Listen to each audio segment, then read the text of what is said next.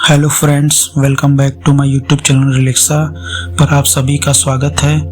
और आज मैं आपको महात्मा बुद्ध के जीवन से संबंधित एक रोचक कहानी के बारे में बताऊंगा, जो कि हमें बताती है कि किसी भी कार्य को शांत मन से करने से हमेशा सकारात्मक परिणाम प्राप्त होते हैं। अर्थात सब्र करने से हमेशा फल मीठा ही मिलता है।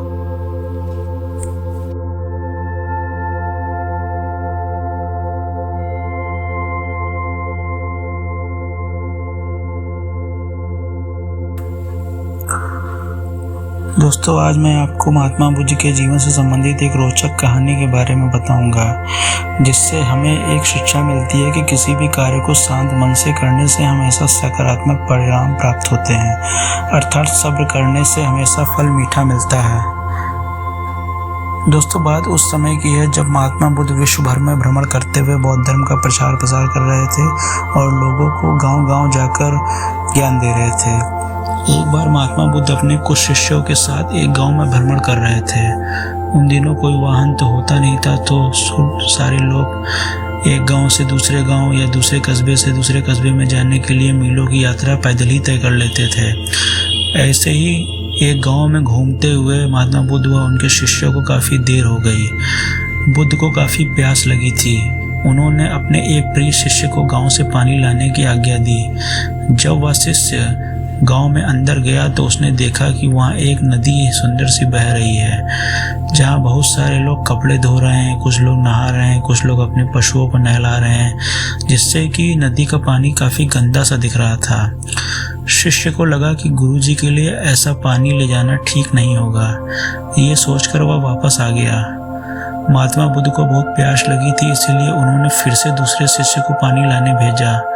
कुछ देर बाद वह शिष्य लौटा और पानी ले आया। महात्मा बुद्ध ने शिष्य से पूछा, नदी का पानी तो गंदा था, फिर तुम पानी कैसे ले आए? तुमसे पहले मैंने जिस शिष्य को भेजा था वो तो मुझे बता रहा था कि नदी का पानी गंदा हो गया है, वो आपके पीने लायक नहीं है। शिष्य बोला, हे प्रभु, वहाँ नदी का पानी तो वास्तव में गंदा था। लोग तरह तरह के क्रियाकलाप कर रहे थे जिससे नदी का पानी गंदा हो रहा था। लेकिन लोगों के जाने के बाद मैंने बहुत देर तक वहाँ इंतज़ार किया और फिर मैंने देखा कि नदी में जो गंदगी बह रही थी वह स्वतः ही जल में नीचे बैठ गई और साफ पानी ऊपर आ गया। बुद्ध यह सुनकर बड़े प्रसन्न हुए और बाकी शिष्यों को भी सीख दी कि हमारा ये जो जीवन है यह पानी की तरह है।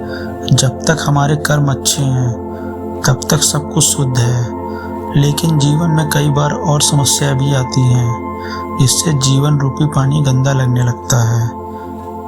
कुछ लोग पहले शिष्य की तरह बुराई को देखकर घबरा जाते हैं और मुसीबत देखकर वापस लौट आते हैं। वह कोई समाधान निकालने का प्रयास नहीं करते हैं। वह जीवन में कभी आगे नहीं बढ़ पाते हैं। वहीं दूसरी ओर कुछ लोग धैर्यशील होते हैं। वो व्याकुल नहीं होते हैं और कुछ समय बाद गंदगी रूपी समस्याएं और दुख खुद ही खत्म हो जाते हैं। तो मित्रों, इस कहानी से सीख यही मिलती है कि समस्या और बुराई केवल कुछ समय के लिए ही जीवन रूपी पानी को गंदा कर सकते हैं। और अगर आप इस समस्या और बुराई का सामना धैर्यपूर्वक नहीं करेंगे तो आप जीवन में कभी सक्सेस नहीं हो पाएंगे, कभी आपकी प्रगति नहीं होगी। इसीलिए इस जीवन रूपी पानी को जब गंदा हो जाए कुछ समस्याओं के आने से, तो हमें इंतज़ार करना चाहिए कि पानी में बह रही गंदगी ये स्वतः ही नीचे बैठ जाए। इसीलिए अगर आप धैर्य से काम लेंगे तो बुराई खुद ही कुछ समय बाद आपका साथ छोड़ देगी। और आप लोगों को यह वीडियो कैसी लगी नीचे कमेंट बॉक्स में कमेंट कर अवश्य बताएं।